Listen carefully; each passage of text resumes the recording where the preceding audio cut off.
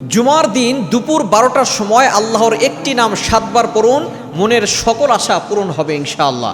কেননা জুমার দিন হচ্ছে যে সাপ্তাহিক দিনগুলো আছে সকল দিনের সর্দার, সাইয়্যিদুল আইয়াম, leader of the all days, সকল দিনের সর্দার হচ্ছে এই জুমার দিন। এই জুমার দিন হচ্ছে ফজিলতের দিন, এই জুমার দিন হচ্ছে আমলের দিন।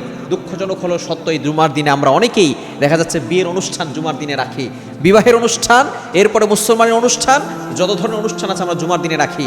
আর গান বাজনা, এরপরে বিভিন্ন ধরনের অন্যায় কাজ আমরা জুমার দিনে বেশি করার চেষ্টা করি। এটা কখনো করবেন না। জুমার দিন আমলের দিন, যত বেশি পারবেন আমল করার চেষ্টা করবেন। বিশেষ করে যখন সূর্যটা হেলে যায় এই সময়টা আল্লাহ তাআলা দোয়া কবুল করে থাকেন। এই সময় আপনি জুমার দিন আগে আগে আসবেন, 12টার আগে আপনি মসজিদে চলে আসবেন এবং সেখানে এসে জিকির আজকার করবেন, সূরা কাহাফ তেলাওয়াত করবেন।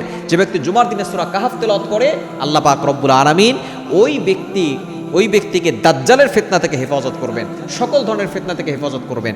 আপনি জুমার দিন দুপুর 12টার সময় যখন সূর্যটা একটু হেলে যাবে তখন আপনি আল্লাহর গুণবাচক নাম 7 বার করবেন। কারণ আল্লাহর গুণবাচক নাম পড়ে দোয়া করলে আল্লাহ তাআলা সেই দোয়াটা কবুল করেন। আল্লাহ তাআলা নিজে বলে দিয়েছেন, কোরআন খুলেন 9 নম্বর পারা 13 নম্বর পৃষ্ঠা 4 নম্বর লাইন, সূরা আরাফের 180 নম্বর আয়াত, ওয়ালিল্লাহিল আসমাউল হুসনা ফাদউহু বিহা। আল্লাহর এই গুণবাচক নাম করে দোয়া করলে আল্লাহ তাআলা সেই দোয়াটা কবুল করে নেন। সুতরাং আপনি প্রথমে 3 বার দুরূদ শরীফ পড়বেন, এরপরে আপনি পড়বেন ইয়া আরহামার রাহিমিন, ইয়া আরহামার রাহিমিন, ইয়া আরহামার রাহিমিন। আপনি এটা 7 বার পড়ে 3 বার দুরূদ শরীফ পড়ে আল্লাহর কাছে দোয়া করবেন, দেখবেন আল্লাহ তাআলা আপনার সকল দোয়াগুলো কবুল করে নেবেন।